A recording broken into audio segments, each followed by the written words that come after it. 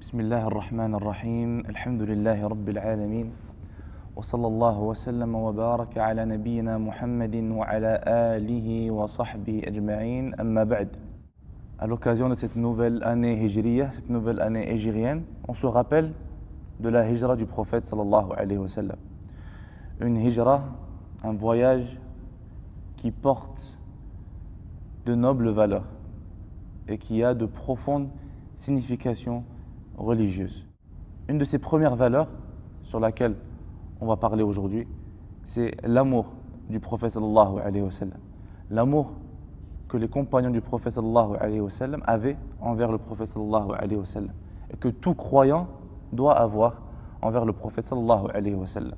Un amour qui apparaît de manière très forte dans l'attitude exemplaire de son compagnon le plus proche, de son bras droit, Abu Bakr as-Siddiq radiyallahu anhu.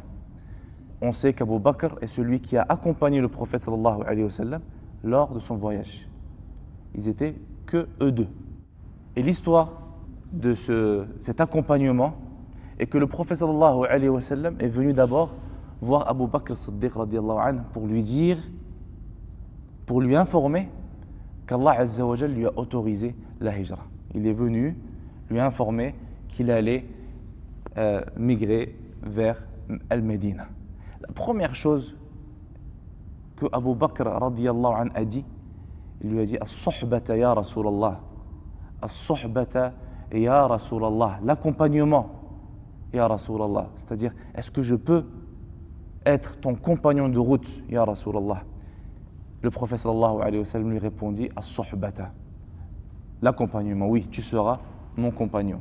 Donc subhanallah, Abu Bakr Siddiq radiyallahu anhu, malgré le fait qu'on parle là d'un voyage dangereux, rempli de dangers, rempli d'incertitudes, malgré ça, Abu Bakr Siddiq radiyallahu anhu n'a pas pensé à tout ça. La seule chose qu'il voulait, c'était être avec le prophète sallallahu alayhi wa sallam, l'accompagner, le protéger, être à son service. Et lorsqu'il a eu cette autorisation, Aïcha, qui était encore jeune à cette époque, elle a dit Wallahi, Wallahi, par Allah, je n'ai jamais imaginé qu'un homme pouvait pleurer de joie, jusqu'à ce que j'ai vu mon père pleurer de bonheur ce jour-là. Le fait qu'il puisse accompagner le prophète sallallahu alayhi wa sallam dans sa hijra, ça c'est l'amour qu'ils avaient envers le prophète sallallahu alayhi wa sallam. Plus étonnant encore, il craignait davantage pour Rasulullah sallallahu alayhi wa sallam qu'il ne craignait pour lui-même. Le prophète sallallahu alayhi wa sallam lui demanda, durant ce voyage, qu'il faisait à pied, en cachette, sur des chemins non banalisés, pour se cacher des ennemis. Il lui dit, ah Abu Bakr, pourquoi marches-tu parfois devant moi et ensuite derrière moi? Abu Bakr radiyallahu anhu lui répondit, des fois je pense à ceux qui pourraient te poursuivre, donc je me mets derrière toi. Puis quand je suis derrière toi, je me dis peut-être qu'il y a une embuscade devant, donc je me mets devant toi. Le prophète sallallahu alayhi wa sallam lui dit alors, ya Abu Bakr, si un malheur devait survenir, tu préfères donc qu'il t'atteigne toi plutôt que moi? Il lui dit oui, walladhi ba'athaka bil haqq, oui, par celui qui t'a envoyé avec la vérité. Donc l'amour qu'il avait envers le prophète sallallahu alayhi wa sallam faisait qu'il préférait lui subir un malheur s'il devait arriver plutôt que le prophète sallallahu alayhi wa sallam. Et lorsqu'ils arrivèrent à la grotte, la fameuse grotte qui était durant leur voyage, leur hijra, Abu Bakr radiyallahu anhu dit au prophète sallallahu alayhi wa sallam, attends ici, ya Rasulallah, ne rentre pas avant que je m'assure que la grotte soit sûre. Donc il a pris le risque de rentrer dans cette grotte pour voir qu'il n'y avait aucun danger avant que le prophète sallallahu alayhi wa sallam rentrât dans cette grotte. Et lorsqu'ils furent dans cette grotte et que le danger se rapprocha, des ennemis furent vraiment très proches de l'entrée de cette grotte, il dit, radiyallahu anhu, avec l'inquiétude de celui qui craint pour son bien-aimé, il dit, ya Rasulallah, si l'un d'eux regarde juste sous ses pieds, il nous verrait, tellement ils étaient proches. Le prophète sallallahu alayhi wa sallam lui répondit, que penses-tu de deux personnes dont Allah est le troisième compagnon? Que penses-tu de deux? Allahu thalithuhuma, Allah est leur troisième. Et Allah révéla à ce sujet فأنزل الله سكينته عليه وأيده بجنود لم تروها. Allah fit descendre sur lui sa sakina, sa sérénité et le soutint par des armées que vous ne voyez pas. Ils poursuivirent ensuite leur voyage vers Médine.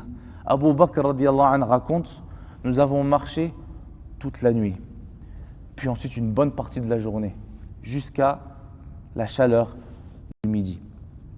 Et à ce moment-là, il fallait se reposer. Quand il fait chaud, on sait qu'il fait chaud.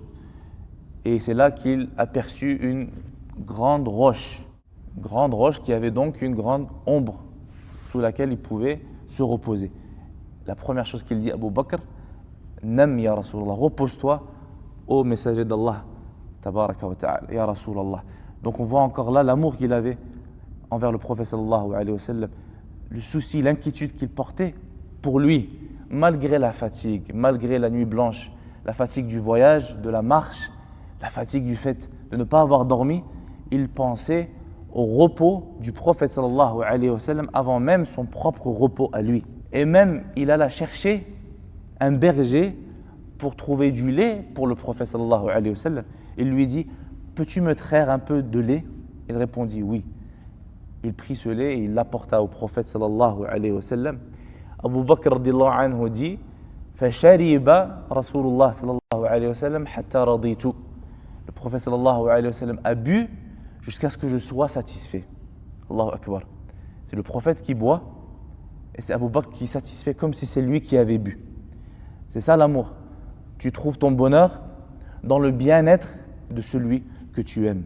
Et c'est ainsi que l'amour du prophète sallallahu alayhi wa sallam remplissait les cœurs de tous ses compagnons.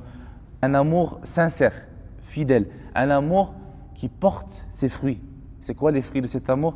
C'est le fait d'obéir au prophète sallallahu alayhi wa sallam et de suivre sa sunnah. Qu'Allah nous aide à suivre la sunnah du prophète sallallahu alayhi wa sallam. Une fois que le prophète sallallahu alayhi wa sallam arriva à Médina, comme un des compagnons l'a dit, lors de son entrée à Médina, tout s'illumina dans la ville. Il a rapporté avec lui un nour. Tout s'illumina dans la ville, cette ville-là, qui devint la ville du prophète sallallahu alayhi wa sallam. Et c'est ainsi qu'il vécut à Médina, entouré de ses compagnons, les sahaba radiyallahu anhum, qui entourèrent le prophète sallallahu alayhi wa sallam d'un amour profond et sincère, au point qu'un des observateurs a dit, je n'ai jamais vu quelqu'un être aimé par ses compagnons autant que les compagnons de Mohammed aimaient Mohammed. Un des mécréants qui a vu les rois, qui a vu toutes sortes de soi-disant obéissance et amour, il a dit, Wallahi, je n'ai jamais vu quelqu'un aimer quelqu'un comme les compagnons de Mohammed aimaient Mohammed sallallahu alayhi wa sallam. Donc cette hijra, elle a révélé ce point-là qui est important, l'amour que les compagnons du prophète sallallahu alayhi wa sallam avaient envers le prophète sallallahu alayhi wa sallam. Un amour qui pousse à la loyauté, au sacrifice. Abu Bakr radiyallahu anhu, il consacra sa propre personne, sa famille, ses biens au service du prophète sallallahu alayhi wa sallam. Donc on se pose cette question, qu'est-ce que nous, on apporte au prophète sallallahu alayhi wa sallam, que ce soit en suivant sa sunnah, que ce soit en défendant sa sunnah, comme on peut, qu'Allah Azza wa Jal nous accorde cet amour sincère envers le prophète sallallahu alayhi wa sallam. Wallahu a'lam, wa sallallahu wa sallam wa baraka ala nabina Muhammad wa alihi wa sahbihi ajma'in. Barakallahu fikum pour votre présence et votre attention et à la semaine prochaine, Inch'Allah. Wassalamu alaikum wa rahmatullahi wa barakatuh.